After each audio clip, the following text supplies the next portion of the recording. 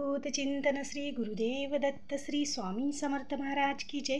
श्री स्वामी समर्थ सर्व ताई आणि दादांना तुमचं सर्वांचं स्वामी समर्थ माझी आई या चॅनलमध्ये स्वागत आहे। आजचा दिवस स्वामी महाराजांच्या कृपेने तुमचा सुखाचा आणि आनंदाचा जावो हीच स्वामीचरणी प्रार्थना करून आजच्या व्हिडिओला सुरुवात करूया।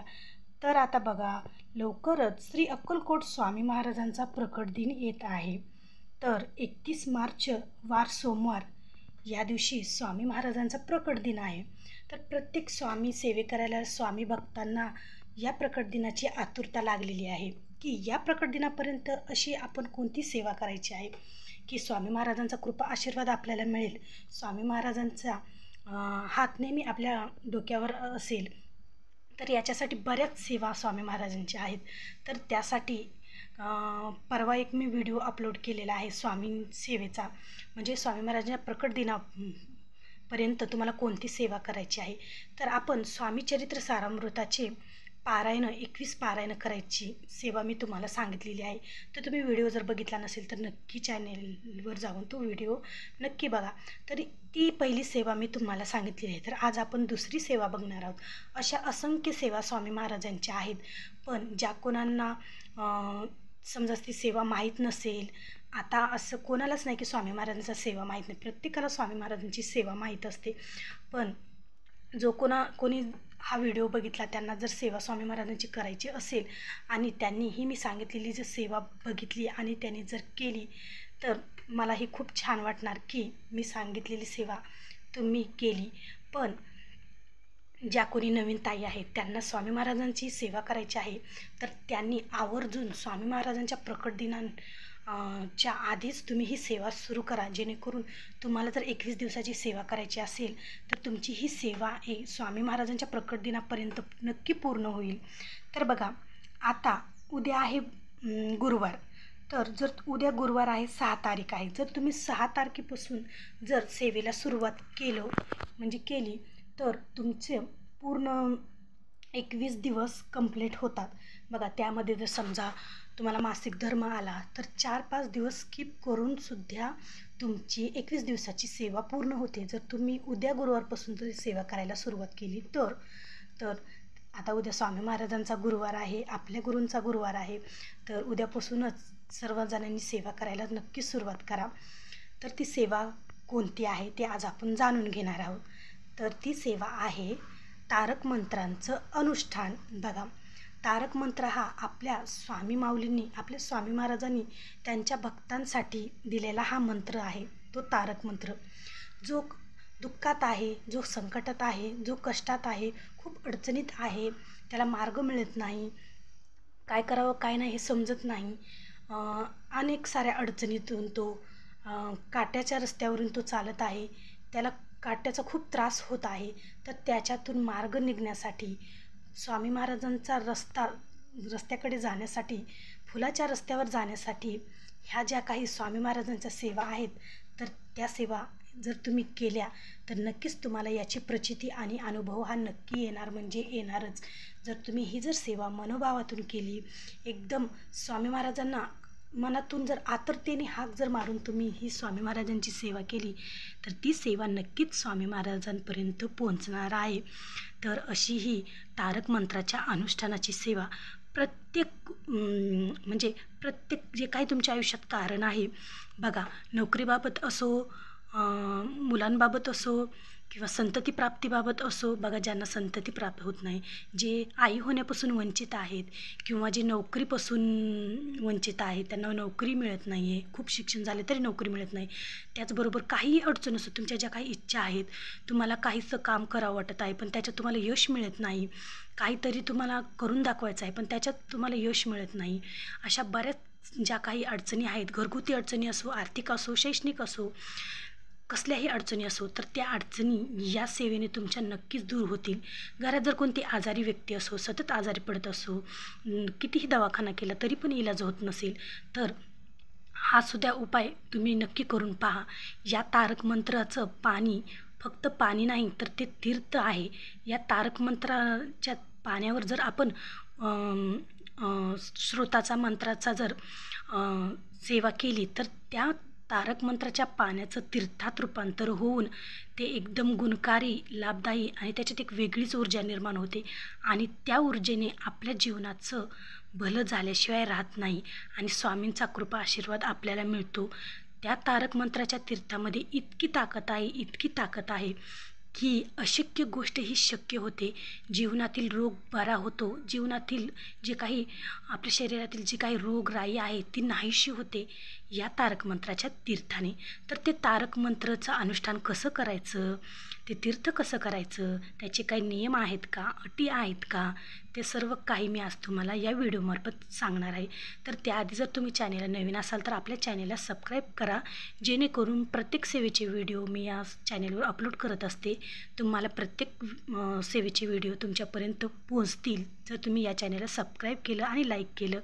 आणि जर तुम्हाला व्हिडिओ जर माझा आवडला तर नक्की कमेंट करा श्री स्वामी समर्थ आणि इतरांना पण शेअर करायला विसरू नका, जेणेकरून जे कोणी अडचणीत आहेत तर या छोट्याशा व्हिडिओने, माझ्या छोट्याशा स्वामींच्या सेवेनं त्यांच्या जीवनात ही काहीतरी बदल होईल, त्यांच्या जीवनात काहीतरी अडचणीतून मार्ग मिळेल. तर त्याच्यासाठी हा व्हिडिओ शेअर करायला अजिबात विसरू नका. तर बघा, स्वामीचं तारक मंत्राचं अनुष्ठान करायचं असेल तर तुम्ही उद्यापासून नक्की सुरुवात करा. जर तुम्हाला मासिक धर्माची काही अडचण येणार नसेल, होऊन जर गेलेला असेल तर तुम्ही 2-3 दिवसांनी पण सुरुवात केली तर चालते. पण जर मासिक धर्म आडवा असेल तर तुम्ही उद्या गुरुवारपासूनच ही सेवा नक्की करा. तर काय करायचं आहे, तारक मंत्राचं अनुष्ठान करण्याच्या आधी तुम्हाला संकल्प जर करून सेवा करायची असेल तर तुम्ही जी काय तुमची अडचण आहे त्याच्यासाठी संकल्प करूनच ही सेवा करा. म्हणजे तुम्हाला लवकर याची फलप्राप्ती ही तितक्याच लवकर मिळेल. तर स्वामी महाराजांची छान अशी पूजा करायची. स्वामी महाराजांना धूप, दीप, फूल, नैवेद्य सर्व काही स्वामी महाराजांना अर्पण करायची. स्वामी महाराजांची छान अशी पूजा मांडणी त्या दिवशी करायची आहे तुम्हाला. आणि तुम्ही संकल्प करायचा, तुमची जी काही इच्छा आहे ती स्वामी महाराजांना सांगायची आणि स्वामींसमोर बसून बघा, एक तांब्याचा पेला घ्या. तांब्याचा असो, स्टीलचा असो, कशाचाही असो, तुम्ही ग्लास असो, तांब्या असो घ्यायचा आहे. त्याच्यात पाणी भरून घ्यायचं आहे. 2 उदबत्त्या तुम्हाला लावून घ्यायच्या आहेत आणि 2 उदबत्त्या लावून तो पाण्याचा पेला बघा, छोटा असो मोठा असो कसाही असो, तुम्ही तो पेला घ्यायचा आहे आणि स्वामींसमोर एक पाटा ठेवायचा आहे. त्या पाट्यावर तो पेला ठेवायचा आहे. उदबत्त्या लावून ठेवायच्या आहेत आणि छान असा दिवा पण प्रज्वलित करून ठेवायचा आहे. मगच तुम्हाला ही सेवा सुरू करायची आहे. तर तारक मंत्र तुम्हाला म्हणायचा आहे. आता तारक मंत्र तर सर्वांनाच माहीत आहे. संकल्प झाल्यानंतर तुम्ही 11 वेळेस दररोज तारक मंत्र म्हणायचा आहे. बघा, निशंक हो, निर्भय हो मना रे, प्रचंड स्वामी बळपाठशी रे, अतर्ग्य अवधूत हे स्मरणगामी, अशक्य हे शक्य करतील स्वामी. तर हा तारक मंत्र आपल्याला म्हणायचा आहे. तारक मंत्र खूप काही मोठा नाही.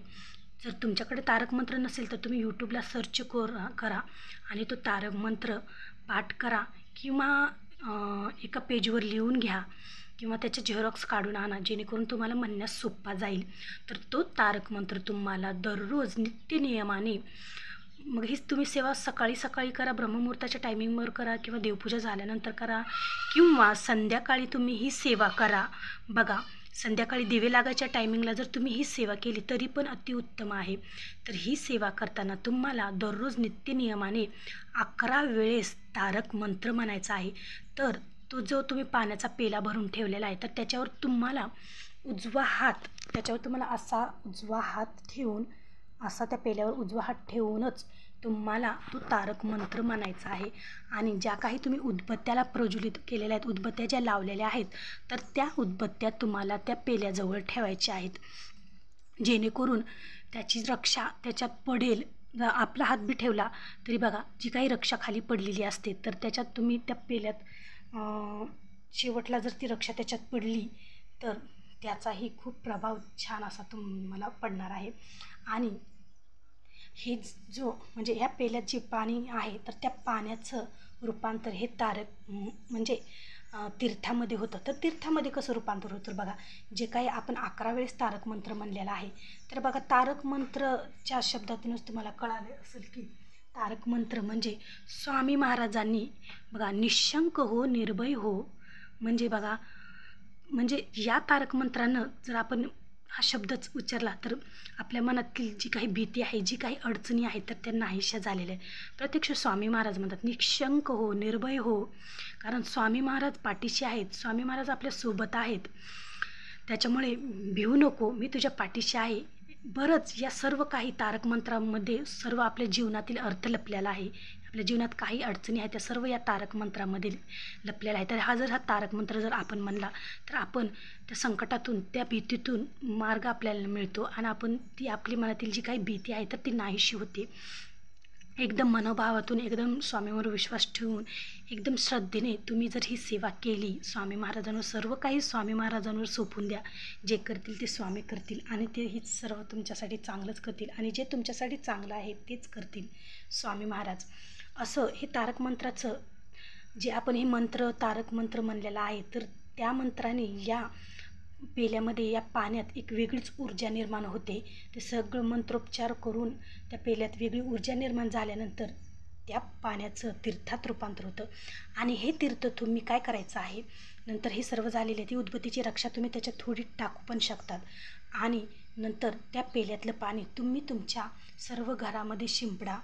सर्व कोपऱ्यातील सर्व घरामध्ये जेवढ्या रूम आहेत तेवढ्या रूममध्ये तुम्ही ते शिंपडून द्या आणि बाकीचं जे पाणी उरलेलं आहे तर तुम्ही सर्वांना ते तीर्थ सर्वांना तुम्ही ते पिण्यासाठी द्या.